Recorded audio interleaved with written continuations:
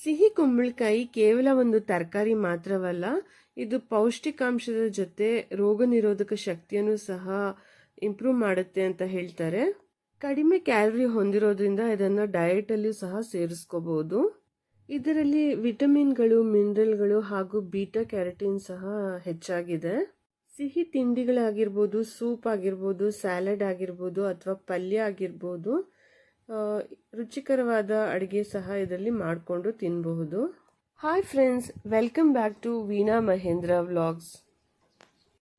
ಇವತ್ತು ಸಿಹಿ ಕುಂಬಳಕಾಯಿಯಿಂದ ಒಂದು ಟೇಸ್ಟಿಯಾದ ಪಲ್ಯ ಮಾಡಿ ತೋರಿಸೋಣ ಅಂತ ಇದ್ದೀನಿ.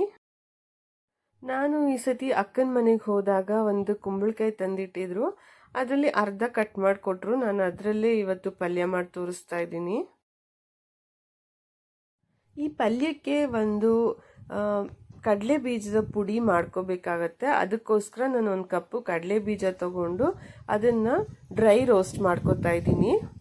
ಕಡಲೆ ಬೀಜ ಚೆನ್ನಾಗಿ ರೋಸ್ಟ್ ಆದಮೇಲೆ ತೆಗೆದಿಟ್ಕೊಂಡು ತಣ್ಣಗಾಗೋದಕ್ಕೆ ಬಿಟ್ಬಿಡಬೇಕು. ಸಿಪ್ಪೆ ತೆಗೆದು ಅದನ್ನು ಸಪ್ರೇಟಾಗಿ ಎತ್ತಿಟ್ಕೋಬೇಕು. ಕುಂಬಳಕಾಯಿ ಸಿಪ್ಪೆ ತೆಗೆದು ಸಣ್ಣದಾಗಿ ಹೆಚ್ಚಿಟ್ಕೊಂಡಿದ್ದೀನಿ. ನೀವು ಬೇಕಾದರೆ ಸಿಪ್ಪೆ ಸಮೇತ ಸಹ ಹಾಕೋಬಹುದು, ಫೈಬರ್ ಹೆಚ್ಚಾಗಿರುತ್ತೆ. ಹಾಗೆ ಒಲೆ ಮೇಲೆ ಪ್ಯಾನ್ ಇಟ್ಟು ಅದಕ್ಕೊಂದು 2 ಸ್ಪೂನ್ ಎಣ್ಣೆ, ಹಾಗೆ 1 ಸ್ಪೂನು ಸಾಸಿವೆ ಮತ್ತು 1 ಸ್ಪೂನು ಕಡಲೆಬೇಳೆ ಹಾಗೆ ಉದ್ದಿನಬೇಳೆ ಸೇರಿಸ್ಕೊಂಡು ಚೆನ್ನಾಗಿ ಫ್ರೈ ಮಾಡ್ಕೊತಾ ಇದ್ದೀನಿ.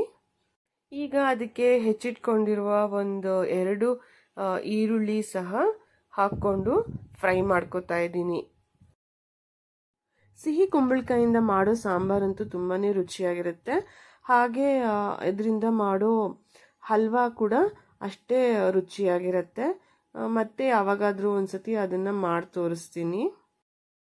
ಈರುಳ್ಳಿನ ಈ ಥರ ಚೆನ್ನಾಗಿ ಫ್ರೈ ಮಾಡಿಕೊಂಡು ನಂತರ ನಾವು ಹೆಚ್ಚಿಟ್ಕೊಂಡಿದ್ವಲ್ಲ ಕುಂಬಳಕಾಯಿ ಪೀಸ್ಗಳನ್ನ ಸಹ ಇದಕ್ಕೆ ಸೇರಿಸ್ಕೊತಾ ಇದ್ದೀನಿ. ಕುಂಬಳಕಾಯಿ ಪೀಸ್ಗಳನ್ನ ಸೇರಿಸ್ಕೊಂಡ್ಮೇಲೆ ಚೆನ್ನಾಗಿ ಫ್ರೈ ಮಾಡ್ತಾ ಉಪ್ಪು ಸಹ ಸೇರಿಸ್ಕೋಬೇಕು.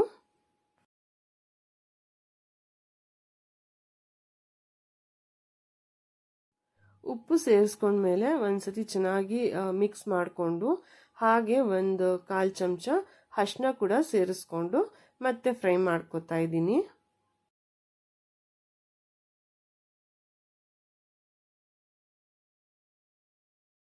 ಈಗ ಒಂದು ಪ್ಲೇಟ್ ಮುಚ್ಚಿ ಸಿಮ್ಮಲ್ಲಿ ಬೇಯೋದಕ್ಕೆ ಬಿಟ್ಬಿಡೋಣ.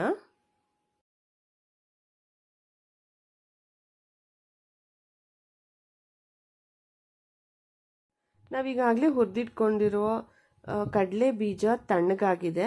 ಅದನ್ನು ನಾನು ಸಿಪ್ಪೆ ತೆಗೆದುಕೊಂಡಿದ್ದೀನಿ. ಈಗ ಅದನ್ನು ಒಂದು ಮಿಕ್ಸಿ ಜಾರ್ಗೆ ಸೇರಿಸ್ಕೊಂಡು ಹಾಗೆ ಒಂದು ಅರ್ಧ ಗಡ್ಡೆ ಬೆಳ್ಳುಳ್ಳಿನ ಬಿಡಿಸಿಟ್ಕೊಂಡಿದ್ದೆ, ಅದನ್ನು ಸಹ ಸೇರಿಸ್ಕೊಂಡು ಡ್ರೈ ಪೌಡ್ರ್ ಮಾಡ್ಕೋಬೇಕು, ನೀರು ಸೇರಿಸ್ಕೋಬಾರ್ದು.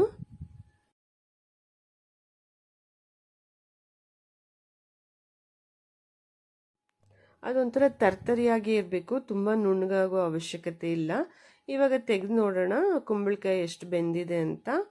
ನೋಡ್ತಾ ಇದ್ದೀರಲ್ಲ, ಸುಮಾರು ಒಂದು ಅರ್ಧದಷ್ಟು ಬೆಂದಿದೆ. ಹಬೆಲೆ ಬೇಯ್ಕೊಳ್ಳುತ್ತೆ, ನಾವೇನು ನೀರು ಹಾಕೋ ಅವಶ್ಯಕತೆ ಇಲ್ಲ, ಏಕೆಂದರೆ ಸಿಮ್ಮಲ್ಲಿ ಇಡ್ತೀವಲ್ಲ, ಸೊ ಅದೇನು ಸೀದೋಗಲ್ಲ.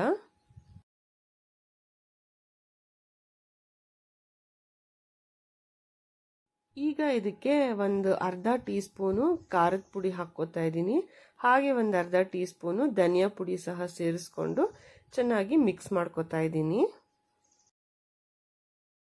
ಈಗ ಕಡಲೆ ಬೀಜ ಹಾಗೆ ಬೆಳ್ಳುಳ್ಳಿ ಪುಡಿ ಮಾಡಿಟ್ಕೊಂಡಿದ್ವಲ್ಲ ಅದನ್ನು ಸಹ ಸೇರಿಸ್ಕೊಂಡು ಒಂದ್ಸತಿ ಚೆನ್ನಾಗಿ ಮಿಕ್ಸ್ ಮಾಡ್ಕೋತಾ ಇದ್ದೀನಿ.